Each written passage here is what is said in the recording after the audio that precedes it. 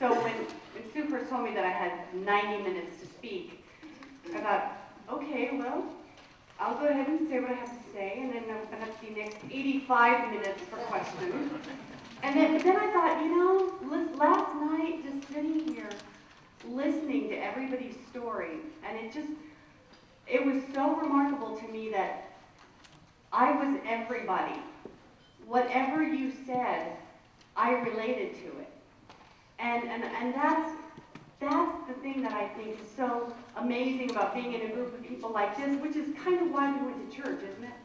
I mean, didn't you go to church because you sat there and everybody felt like you felt, or you thought they did anyway? And they actually did. They had questions too, but nobody would admit to it. And the thing that's remarkable about what we've done is that we did question. And then we put that quest into those questions. And that's where we are. We're all on this journey of self-discovery, trying to figure out who we are and how we feel. Because for so much of our lives, we were told how we felt, and we were told what we believed, right? And now there's this excitement, kind of, and it's scary. And I don't know, you know, some of you have been out for 5 years, 10 years, 15 years. I left the church in 1989, so I've been out for 21 years, and I'd have to say, probably for the first 10 years, I would have these waking nightmares where I thought, I'm just evil, I'm just weak, I'm just deceived, and just this fear. And I heard other people last night talk about fear. And fear is really nothing more than false evidence appearing real. And so when I left the church, and at 35, I was sort of like, I'm just out there. I didn't know what I thought about anything. Abortion, the death penalty, things like that, and little things too. I didn't know how I felt because I'd never really had to feel it. I'd always been told, well, this is wrong. Oh, okay. Oh, sure. All right. And then, you know, when I was middle-aged almost, I had to figure it out for myself, and so I made plenty of missteps along the way. And I'm sure that was evidence to my family, who's still Mormon, and to my friends who, well, they're not my friends anymore. But I'm sure that was, they use that as evidence to say, yes, I know the church is true. And you know, no you don't. I know the sun is shining. I know the sky is blue. I know I'm standing here. I believe a lot of things. I disbelieve a lot of things. But people collapse knowledge and belief and get confused about what is what. I know certain things and I believe certain things. And I used to stand there. I was one of the ones. There were people, you know, last night who said, I never wore my testimony. Oh, I did. I love to talk. So, yeah, there's me standing up. Oh, yes. I know this church is true. And I know that Joseph Smith was a prophet. Really? Of course, I knew that because everybody told me that. Because I was one of the little ones, you know, at 3, 4, 5, with the moms and dads, you know, they're sitting there in the seats and they're patting them on their little butts going, go on up, go on up, you know, say that. So I said it, and I said it all my life. My mother actually joined the church when I was 3. So I remember at BYU sitting there in Relief Society and you know, girls would talk about their pedigree. You know, their families had crossed the plains. And I remember sitting there thinking, my grandfather was a moonshiner. And I said, I know, thanks, Grandpa. Didn't get any benefit then. But I just remember feeling so unworthy. And like there was something wrong with me because I didn't have that genetic code of righteousness. And now we know.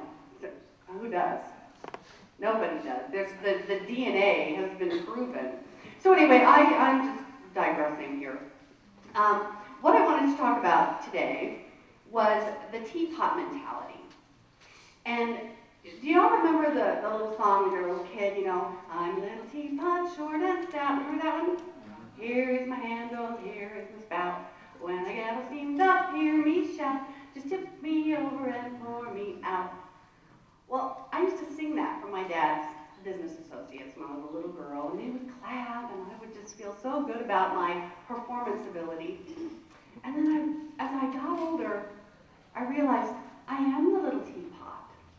I'm just pouring myself into everybody else, trying to get their approval, trying to create this person that my righteous family and friends are going to approve of. And then at the end of the day, I was just empty and drained, just like the little teapot. And I had no idea who I was. And so that's kind of what I want to talk about today. But before I do, I want to tell you my story. Because we all have them, don't we? And that's exactly what they are. It's a story. And we can create that story to be anything we want it to be. And we can live in the suffering of that story and all of the awful things that happen to us. Or we can just acknowledge that that's just the story. It's just like, I want to tell you a little story. There were these 3 bears. And there was a little woman named Goldilocks. Now that's a story, right? Does that make anybody feel like crying? It's early yet still. No, because it's a story and we know it's a story. But our stories are they cut so close to the bone. And they cause so much emotion and so much pain. And then we tell our story and we're full of pain because we're reliving that story about what happened to us. It's just a story. And there was one that was too big and one that was too small and one that was just right.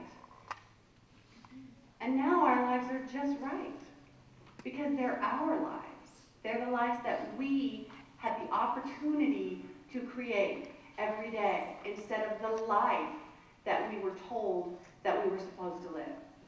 So as a little girl, I was quite mouthy, quite rebellious. And yet that was like in complete opposition to who I was told I was supposed to be. So like the woman last night who talked about being on her mission and having those feelings and having those thoughts and just pushing them over here. And then spending so much time feeling depressed because you can't feel what you feel because it's wrong. So you pretend. So I pretended that I wasn't rebellious till I was about 35.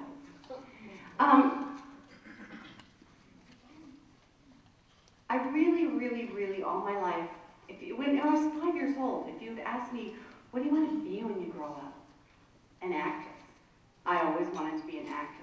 It's hard to tell, I know. But I was told that my passion and this gift that I felt that I had was wrong.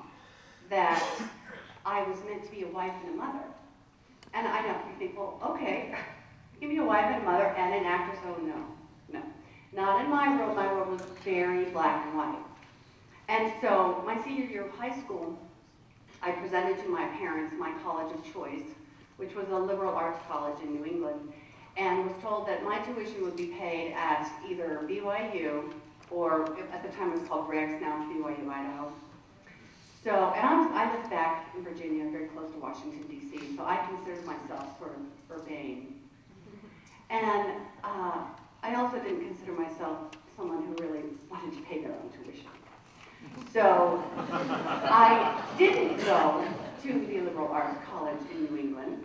I went to Rick's College in Rexburg, which was about as opposite from where I was raised and who I thought I was So I spent my first year there and left and swore I would never go back. Not because it was a Mormon school, because at the time, I mean, I was a card-carrying Mormon, and I believed. Hallelujah. I didn't want to go because it didn't fit. It wasn't what I wanted to do and who and where I wanted to be.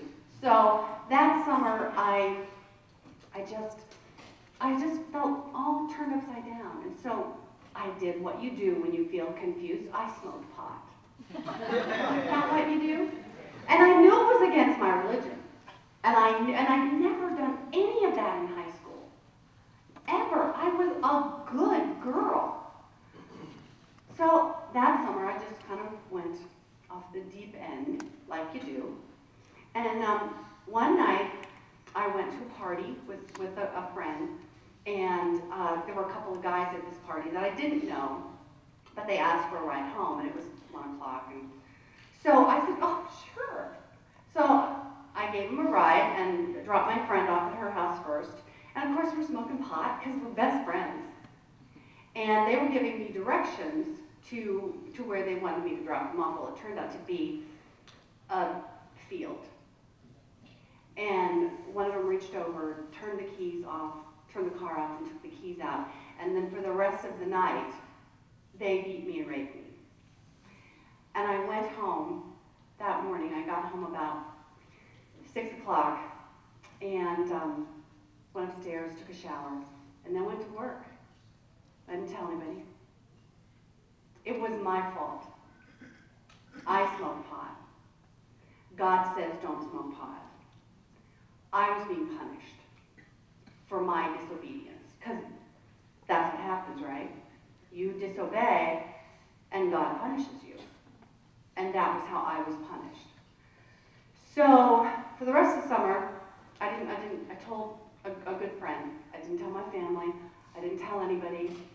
And I just sort of put that over here and then started behaving in a way that was like completely opposite of the way that I had been raised.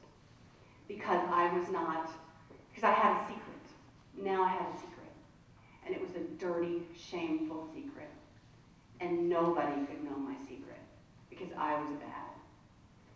And so finally that fall, then this is the abbreviated version. I have written a book, by the way. I will tell you, I do not die in the end. So feel free to go ahead and get your copy.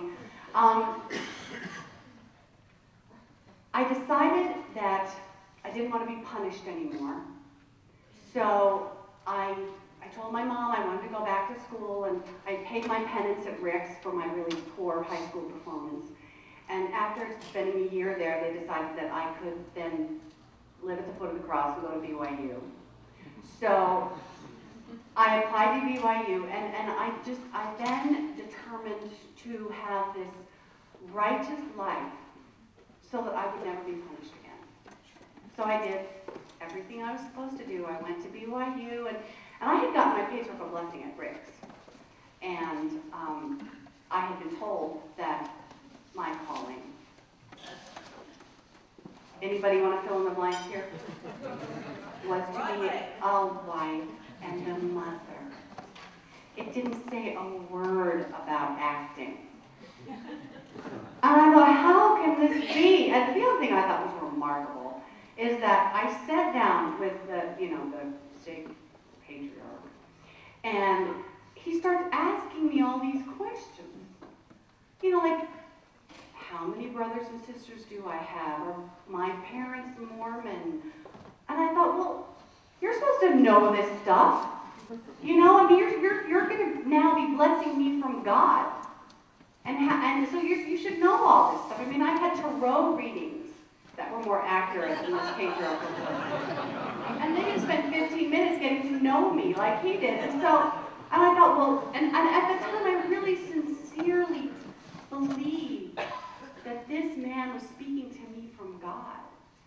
And the fact that he didn't say a word about my burning passion to tear it up on Broadway, I thought, well, that is not my path. That is not what I'm supposed to be. So I, this was back at Rick's, and then when I went to BYU, I didn't take any acting classes. I took, I think, broadcast journalism because it kind of felt a little bit like acting, but it wasn't really acting, and I could maybe get a job if I didn't get married. Not necessary. I got married. So, met my husband. He met all the requirements. He was tall, and he was Mormon. That was it, pretty much. Yeah, careful what you ask for. So, and the other thing, he didn't love me. He didn't. He was trying to do the right thing too. And I was tall, and I was Mormon, and I thought he was great. Trifecta. There you go, boom, let's get married. We're obviously, somebody mentioned last night Spencer W. Kimball. And I remember being compelled by that two people can be happy together. And I wanted that unit, that eternity together of love. Well, I got 13 years of not much love. He's a good man, don't get me wrong. He's the father of my 3 kids. But he was just like me, and he was just trying to do the right thing. And the right thing, I mean, you can go ask a marriage counselor, pretty much not exactly a recipe for a happy marriage. I'm going to do the right thing. Well, then, when I left the church, I didn't even know what the right thing was. So, anyway, I digress again. So in 1989, and I had 3 kids. I didn't work like you do, and I just felt my life disappearing. I had created my parents' life. My parents had 3 kids. They got married young, and it worked for them. It worked for them. It didn't work for me. It wasn't what I really, really, really wanted. I had amputated an entire piece of myself. And after I had gotten married and had the babies, then it was okay. I was a wife and a mother, so I got involved in community theater back in Maryland after we had graduated from BYU. And I remember walking into the first theater for my first audition. I was 28 years old. I hadn't auditioned for anything since I was 18. And I remember walking into the theater, and I felt like for the first time in 10 years, took a deep breath. And I thought, and I was still, a good Mormon girl at the time, and I remember thinking, you people are my brothers and sisters so much more than the people that I sit beside every Sunday. I felt like I had returned to the mothership. I mean, and each of us has a passion. Each of us has who we are and what we want to do. And if it doesn't fit in that little box, then you're told not to do it. So, but I felt okay because I was already a wife and a mother. So, all right, I can dabble in my little acting again. That'll be good. And so I started dabbling, and it was really, really fun. And then my ex-husband got a job in Denver, so we moved here from Maryland, and I wanted to get involved in theater again. And at the time I had 2 kids, and so I looked around for theater home, and I found an acting coach. And in the world of acting is all about what if. So you take on a character, and it's not that you just create something that isn't there. You look at yourself and ask, what would I do if I was this person? And so as I worked with this acting coach, and as I created these other characters, and I had to ask myself these hard questions about what if, and I got in touch with the piece of me that I had pushed away. And I got cast in a play called Extremities, which is about a woman who a man breaks into her home and attempts to rape her. And she is able to turn it around and hold him captive before he's ever able to rape her. And her roommates come home, and and so the whole play is about, should she let him go? She's torturing this man. He didn't actually rape her. She should just let him go.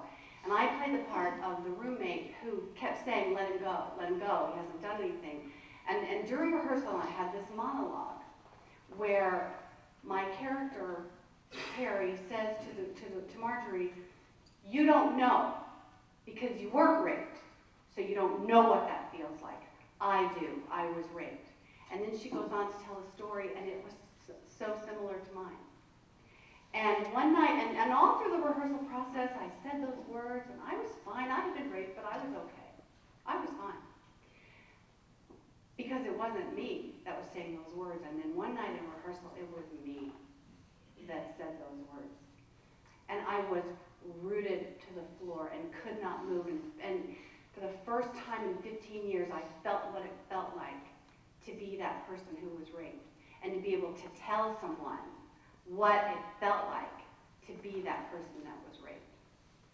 And I met a piece of myself that night, a piece of myself that I had pushed away. And that was really kind of the beginning of me coming to terms with not just the fact that I was raped, but with who I really was, who I said I was, and who I really was. And so I was married and had the 2 kids, and my husband was telling me that we should have another one, because those little spirits up there have got to have bodies. And doggone it, it's our responsibility to provide them with those bodies. And I only had provided 2 bodies to 2 little spirits.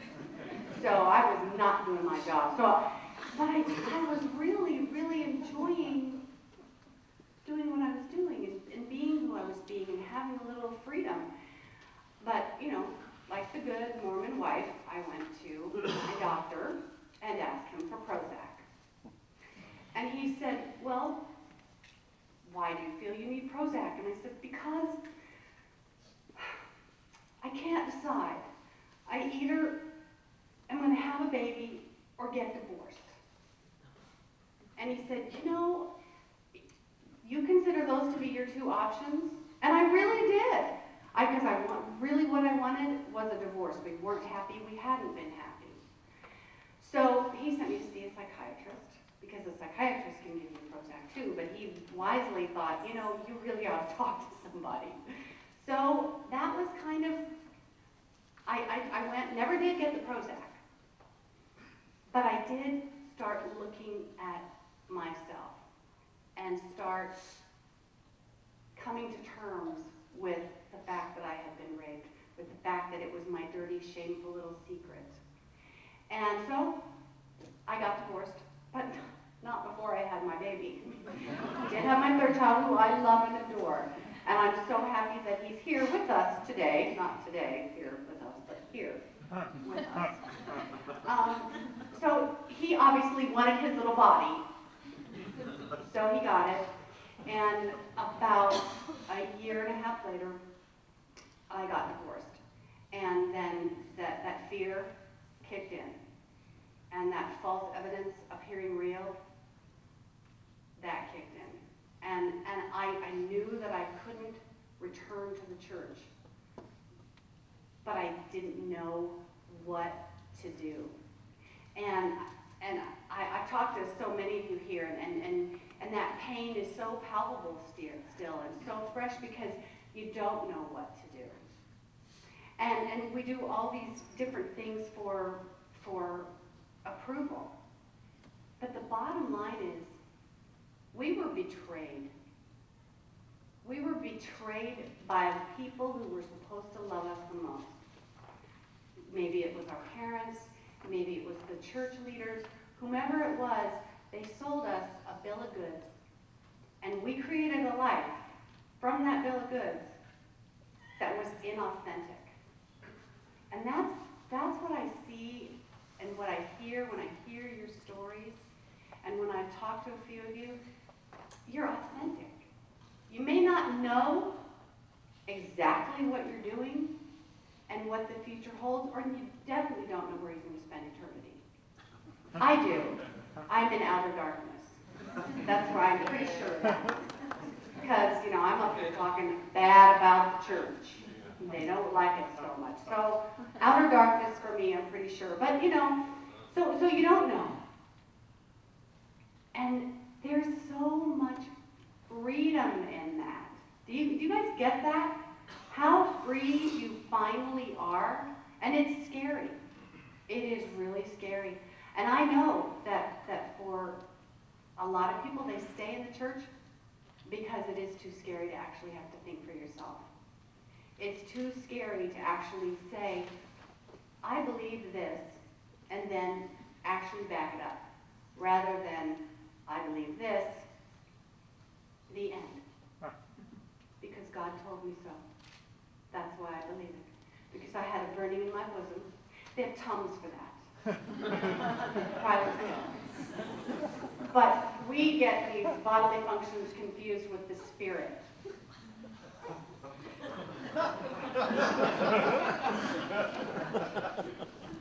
So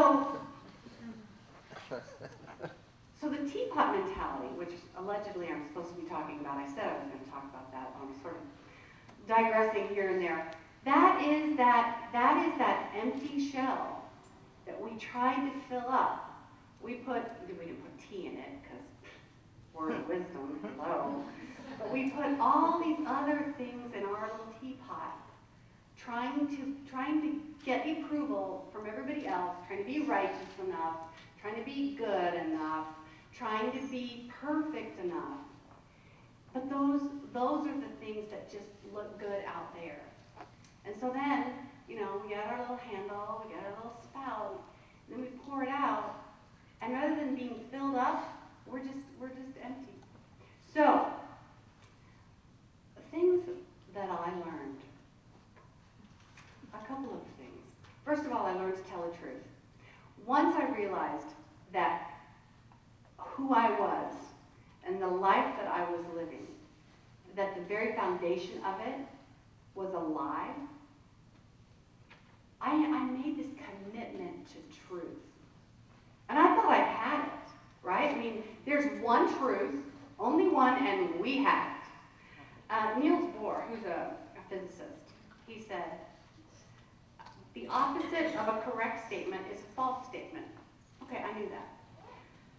But the opposite of a profound truth may well be another profound truth.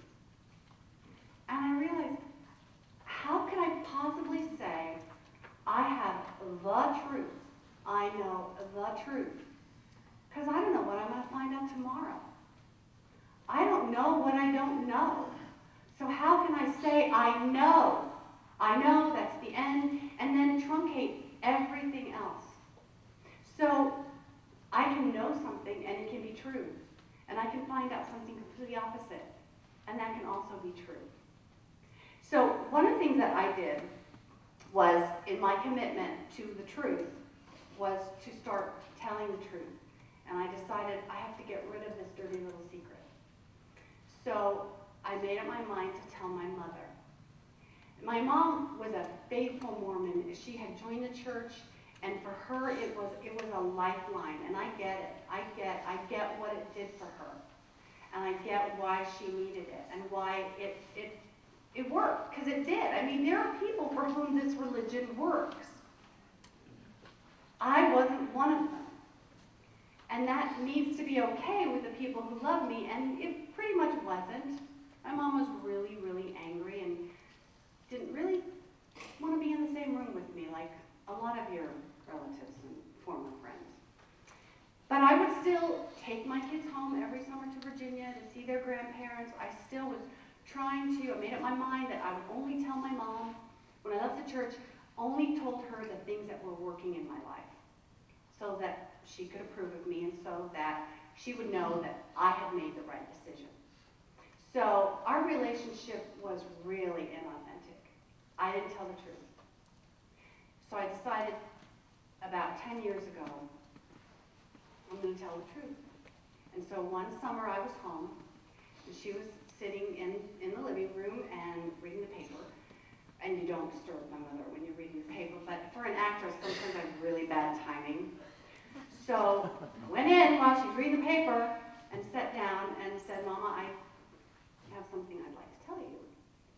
So I told her the whole thing. I didn't hold anything back because I didn't want to pick and choose. I wanted her to know that I knew what I knew that smoking pot was against my religion. So I told her everything about that night. And her jaw just kept getting tighter, tighter, tighter. And finally, when I finished, and she said, why didn't you ever tell me? And I said, because I was afraid that you would tell me that I deserved it. And she said, you did.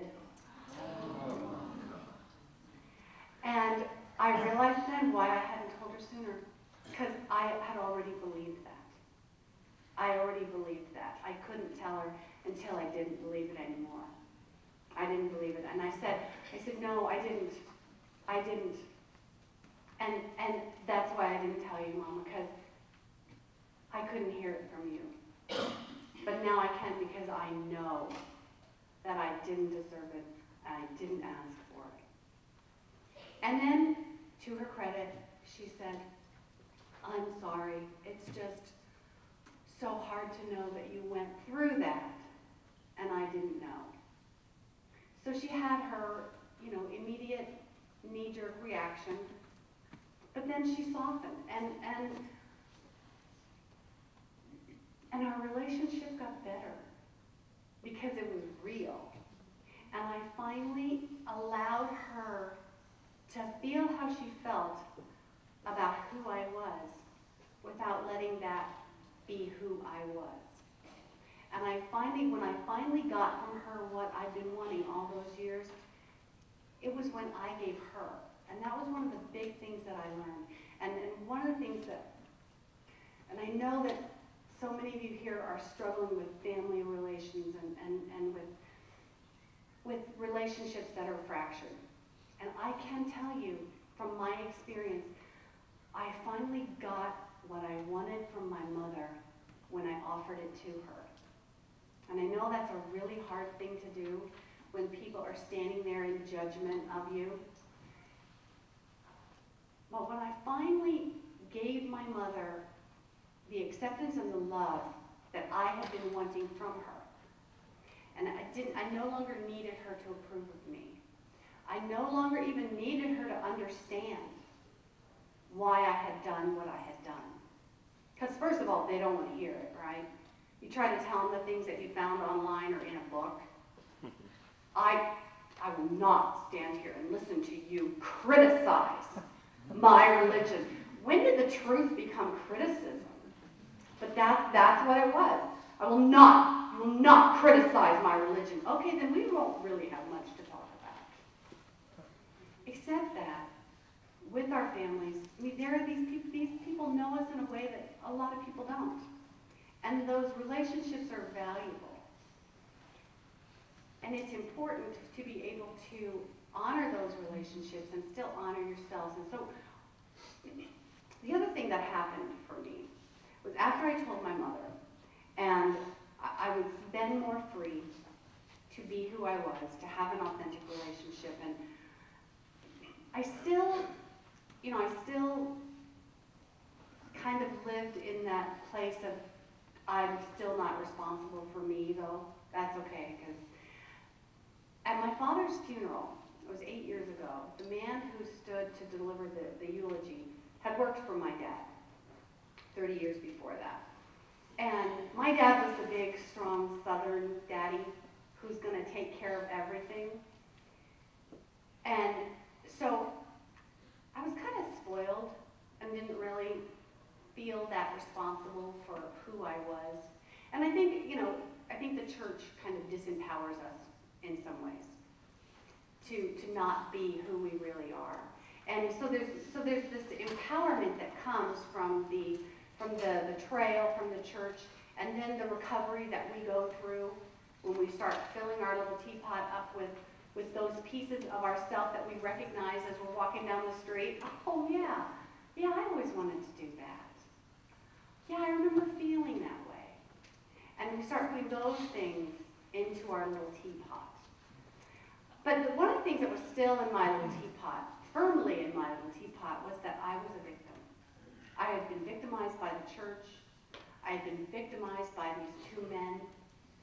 And at my father's funeral, the man who gave the eulogy told a story about my dad. My big, strong, it's okay, honey, I'll handle it, dad. And he said, my father was a manager at an insurance company, and this was one of his salesmen. And so he said that he had gone in one day for their weekly sales meetings, and he had said, my dad, Tom, had said to him, so you didn't make your sales quota this year, or this week. How come? Oh, Tom, kids were sick.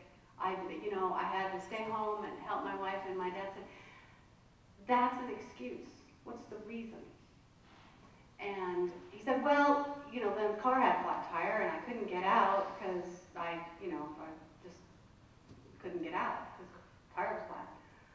That's an excuse. What's the reason? So they went around and around, and then the wife was sick, and my dad just kept countering everything with, that's an excuse. What's the reason? And he finally said, I didn't make my sales quota because I didn't make all my sales calls. And my dad said, okay, that's the reason. We can do something about that. So they adjusted his sales quota so he didn't have as many given his circumstances. But that really stayed with me. And that summer, and I was a single mom, 3 kids, in charge of the house, the yard. I was actually working. That was remarkable. And so I had a lot on my plate. And I sat there on my back porch one day and looked around at my dead grass, my dead trees, and thought, my yard looks like shit. But then I thought, well, but I don't have a sprinkler system, and the trees are too big for me to cut down, and the mower doesn't work. And I heard my dad's voice say, that's the excuse. What's the reason? And I thought, well, I don't mow and I don't water. There you go. Right there. And you know what? That was something I could do something about. And that is one of the huge things that I have learned, is that the excuse will always disempower you. The excuse of, my family doesn't understand me. They're still Mormons. I left the church. That is still an excuse. What's the reason that you're sad? What's the reason that your heart is breaking? The reason that your heart is breaking is because you chose to make a change. You chose to be true to yourself. There's power in that. There's power and there's freedom in that. There's no power in, my mom doesn't understand me. That was where I lived for so long. There was no power there. But there was power in understanding my mom and offering to her those things which I want. I got him. You might not. It could have gone either way. But it affected me. It would affected how I felt. And that's the only thing I have any power over. And I realized that by giving my power to the church, by giving my power to those 2 men, I was letting them rape me every day for 25 years until I stood up and said, I'm responsible for who I am and for how I feel. And part of how I was able to do that was to recognize and acknowledge when I'm making excuses and what's the reason. Have you ever, like, you're going somewhere, you're going to a meeting, and you're late, and you blow in, and you're like, oh, I am so sorry, like, traffic was awful.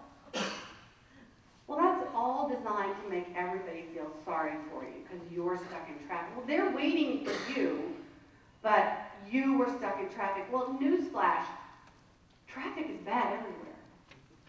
everywhere. So that was the excuse. Sorry I'm late, traffic was bad. Excuse, sorry I'm late, I didn't give myself enough time to get here.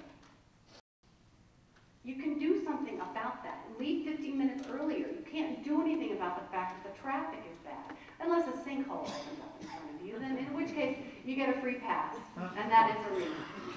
But really, so that was what was so powerful for me, was like looking at where I was making excuses. So that weekend, I took my mower to the repair shop. For $35, I got it fixed. I bought a chainsaw for like $65, cut down 8 dead aspens, and seriously, by the end of it, I was looking for something else. It was the greatest feeling. And I thought, I know why they call this men's work. Really, a woman with a chainsaw and PMS? Oh, yeah. I was lucky I had any long furniture left. I just wanted to rip something up. So the other thing that I really realized is, and it's applicable here because our circumstances are that we are ex-Mormons, former Mormons, still kind of Mormons, but not sure Mormons. And that is the circumstance. That's the circumstance. The circumstance is that you are an ex-Mormon, a former Mormon, a kind of Mormon, a maybe Mormon, a Mormon Mormon. But we allow that to be our self-concept. I allowed my self-concept to be that I was a rape victim. I was raped. That wasn't what happened to me. It was who I was. As I started delineating a reason from an excuse, I was better able to see more clearly where was the concept of who I was and what was the circumstance of what happened to me. And I grew into someone who was stronger and more powerful.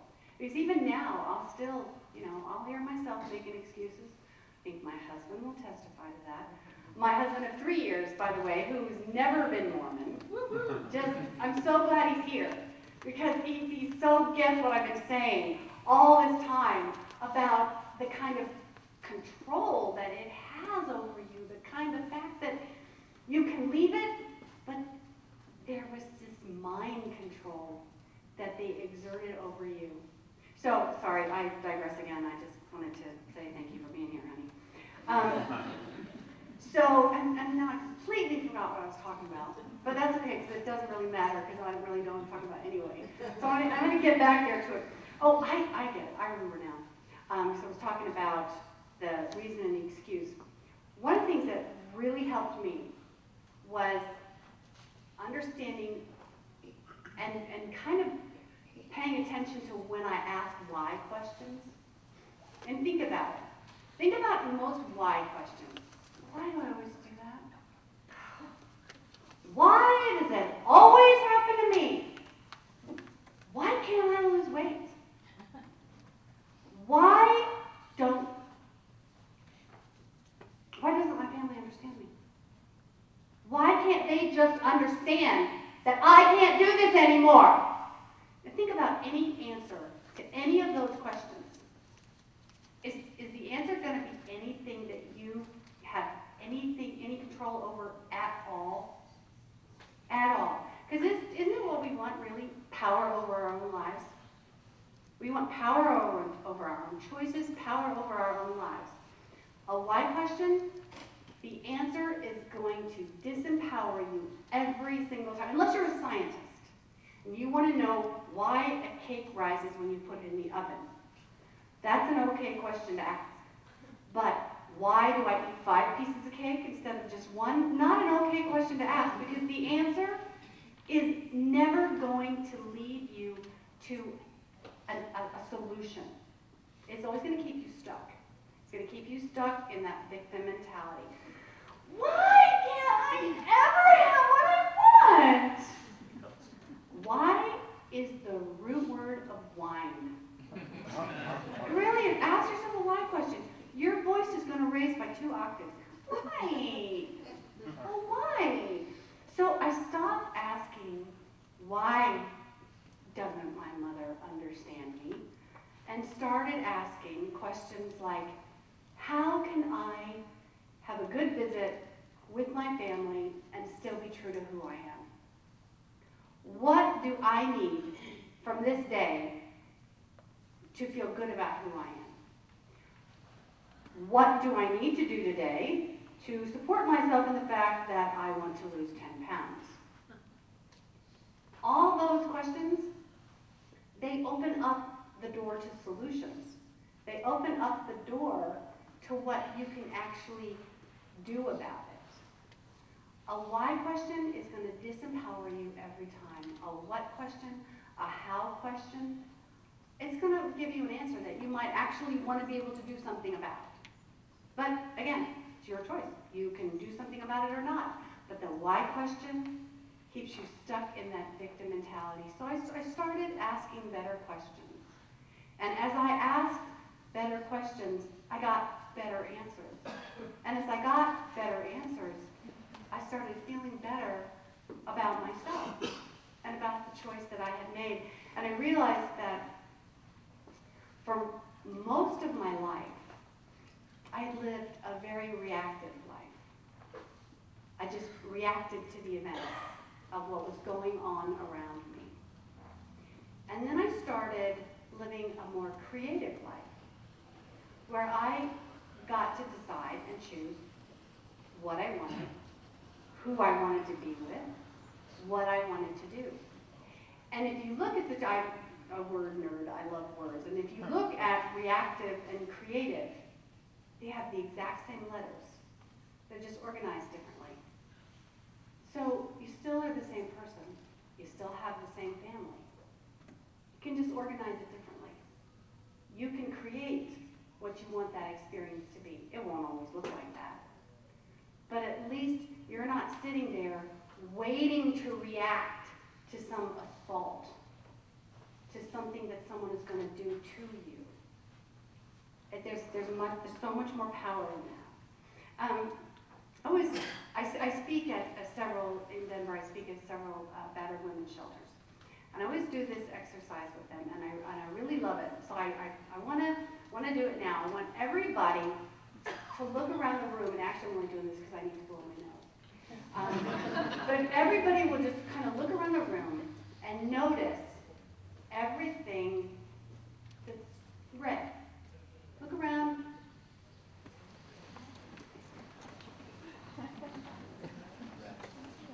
Just notice all the red in the room.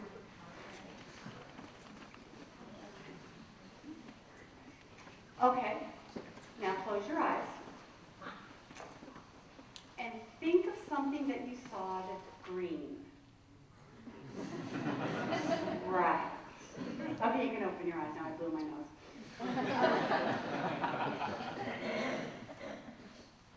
You could think of something, couldn't you? But it was really hard.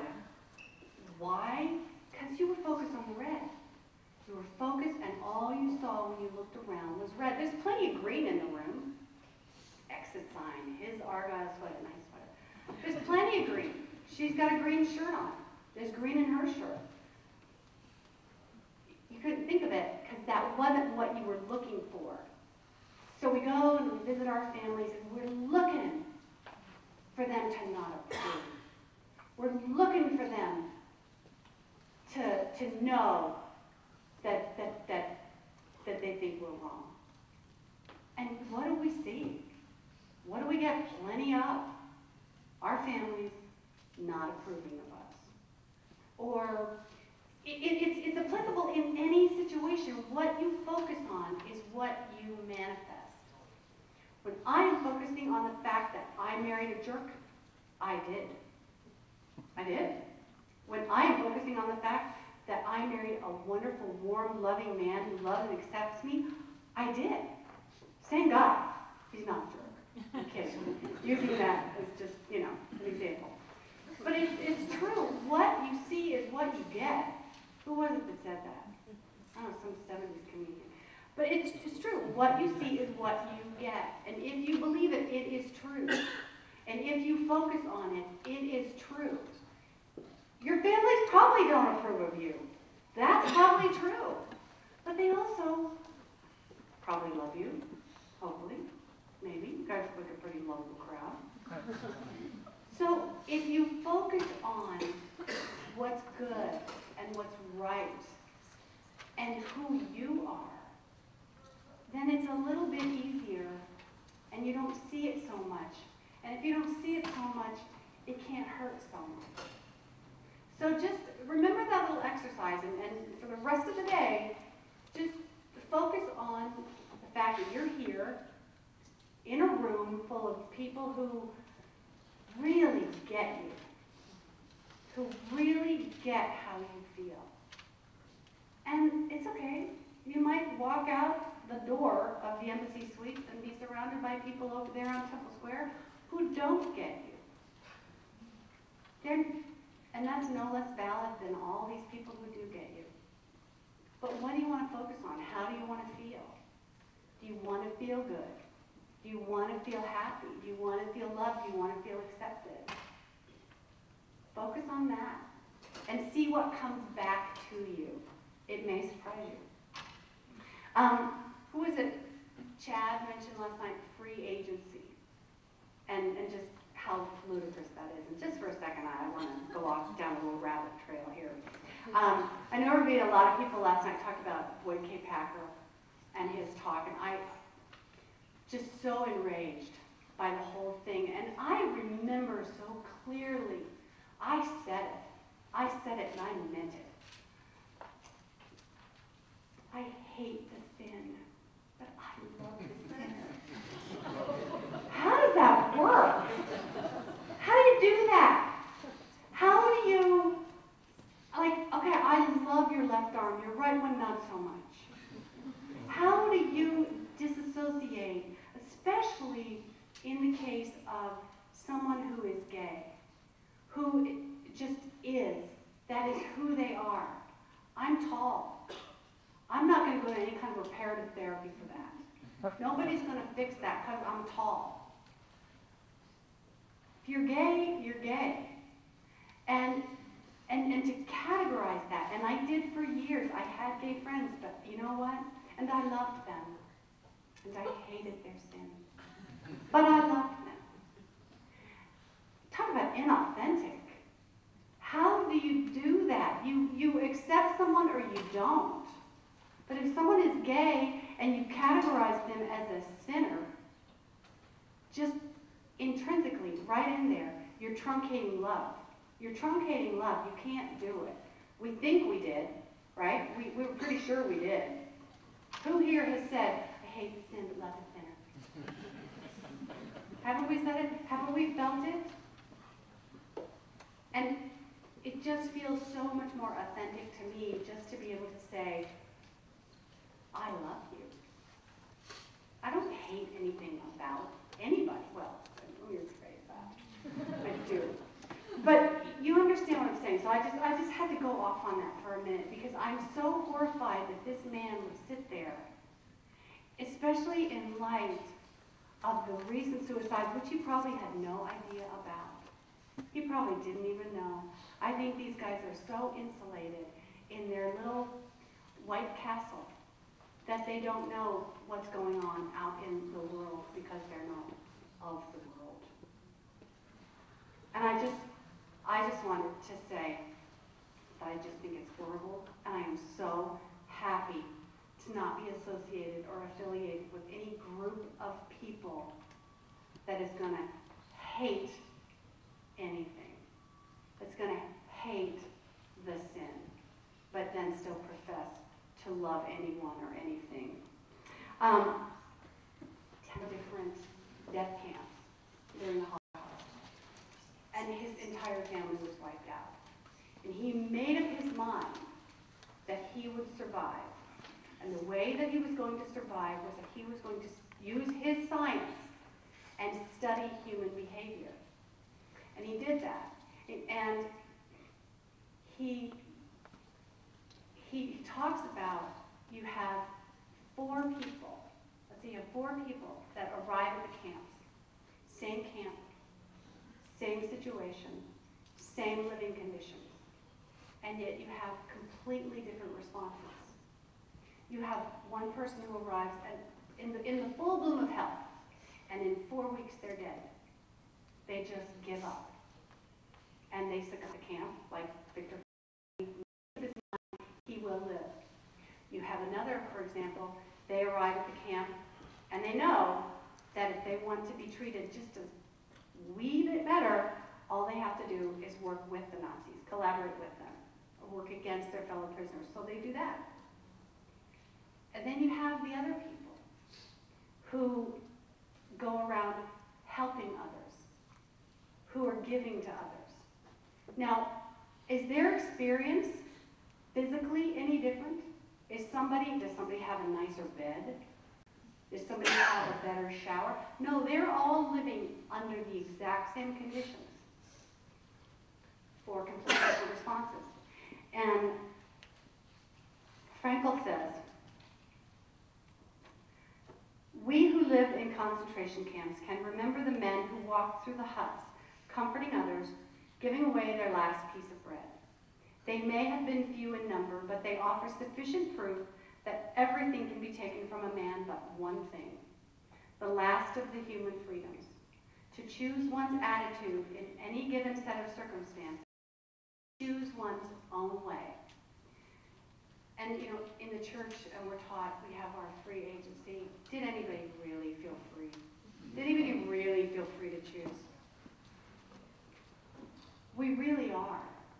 We are free, and that is the one thing that no one can take away, and that's the thing that sets us apart from the animal kingdom, is that we have the ability to choose our response.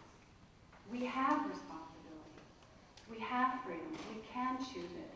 So I say these things in the name of cheese and ranch. And I really appreciate so much the opportunity just to stand here and share my story with you. And I appreciate everybody that's here and the courage that it took to make the choice that you made, to walk away, even though you're still really in the thick of it. You walk away. You can choose who you are. You can choose your response. You get that. Thank you.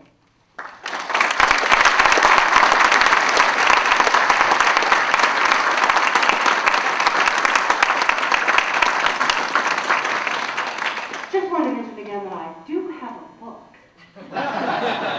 called Dancing on the Head of a Pin. Oh, and you asked me to okay, sorry, Sue. 2 minutes. Okay, thank you. The title of the book is Dancing on the Head of a Pin. And I was trying to figure out what to call it. And I have used this expression all my life to mean something futile. Oh, I might as well just be dancing on the head of a pin. And for so much of my life, I felt that it was futile. And then my husband suggested, hey, that's a cool phrase. Call it dancing on the head of a pin. So I Googled the origin of it. And it has its genesis, I think, in the 13th century. It was a theological discussion about the nature of spirit. How many angels can dance on the head of a pin? And I thought, perfect, because the last 20 years of my life have been about spirit, figuring it out. Is there a big one? What is mine?